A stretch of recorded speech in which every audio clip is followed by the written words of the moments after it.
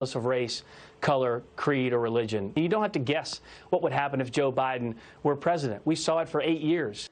So, Alveda, you know, the case that the president's campaign is trying to make is this idea based on the data, you know, that median income fell almost the whole time under President Obama, that there was a greater divide between rich and poor, while under President Trump, African-American unemployment fell. What do you think is the connection between economics and race relations, or is there one?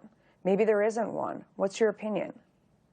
I remember when President Trump, as candidate Trump, would say we all bleed the same. He said the same thing in his inauguration remarks, and he has consistently demonstrated that he is not colorblind, but he sees Americans regardless of skin color.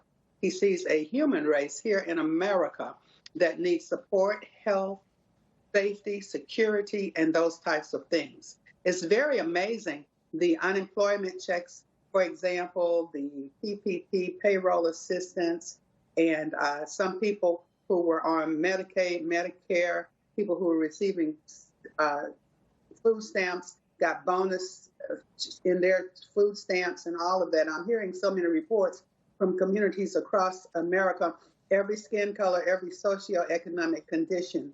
And I think that is just absolutely amazing. So President Trump's America demonstrates that people matter, Americans matter, and we can get through a terrible pandemic. People were saying that they didn't know what the president was doing. What was he thinking?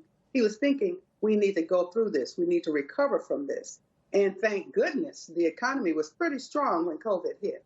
If it had not been under the Trump administration, it would be much worse than it is today. Juan?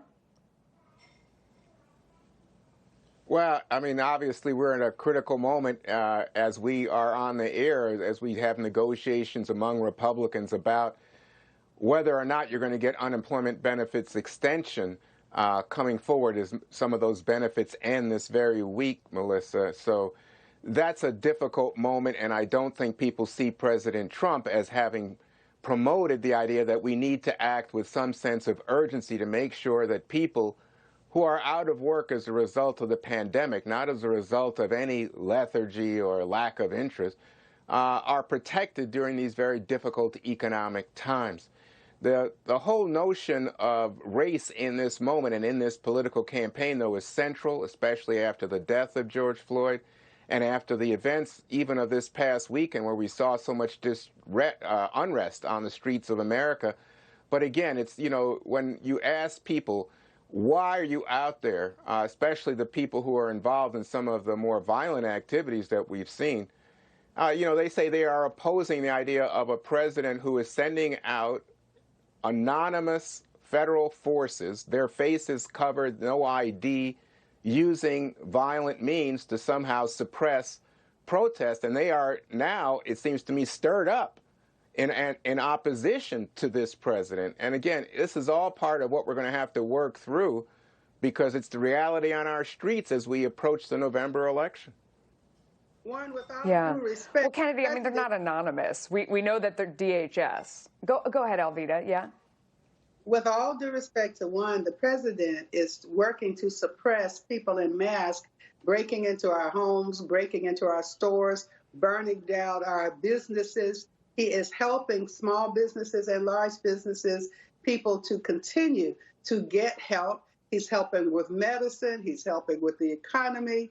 He's helping with public safety. Even during the 1960s, and you had to be there to see, Martin Luther King Jr. even said, if the media doesn't come in and if the armed guards don't come in, we're going to all die. Martin Luther King Jr. said that. And we, even in the 60s, had to have that type of protection. No, that's not desirable. But the alternative, just let everybody burn, loot, tear up, and kill and destroy, that is not a good strategy. And the president knows that. Juan, you want to respond to that? I think we have a constitution. Sure, thank you.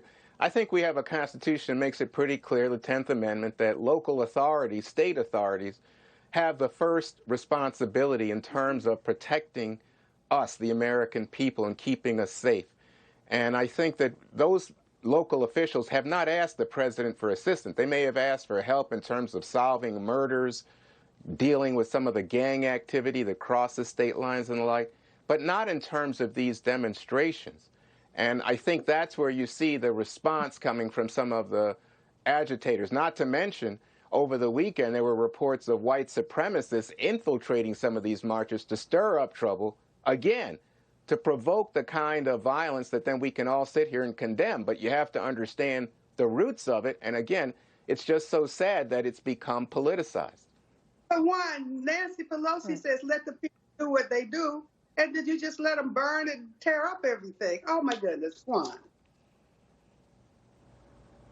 I don't think Ms. Pelosi said that. Well, said it.